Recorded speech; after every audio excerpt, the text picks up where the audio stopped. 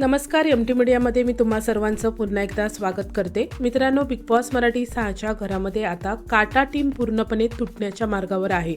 Promo समोर आलेला आहे आणि प्रोमोमध्ये पाहायला मिळते की तन्वी आणि प्रभू हे दोघे नॉमिनेशन संदर्भात एकमेकांशी चर्चा करताना दिसत आहेत.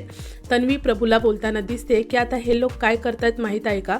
दीपाली ताईने रुचिताबरोबर डील केलेली आहे, तू मला करू नको, मी तुला करणार नाही. आणि आरबीने सुद्धा रुचिताबरोबर काहीतरी डील केलेली आहे, पण तो आपल्याला सांगत नाहीये. पुढे तन्वी इमोशनल होताना दिसते आणि बोलते प्रभूला की आता आपण दोघेच असे उरलोत की जे त्यांच्याशी हात मिळवणी करत नाहीये. मी नेहमीच ज्यांना आपलं मानलं तेच लोक माझ्या पाठीत खंजीर खुपसतात.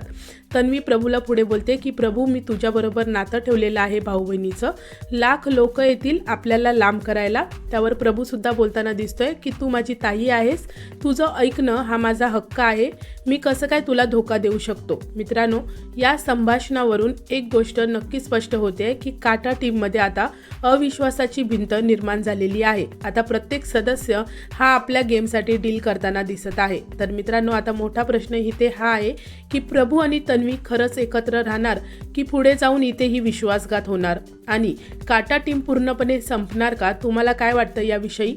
मला कमेंट सेक्शनमध्ये तुमचं मत नक्की सांगा. व्हिडिओला लाईक, शेअर, चॅनलला सबस्क्राईब करा. भेटूया परत अशाच एका नवीन अपडेटमध्ये. धन्यवाद.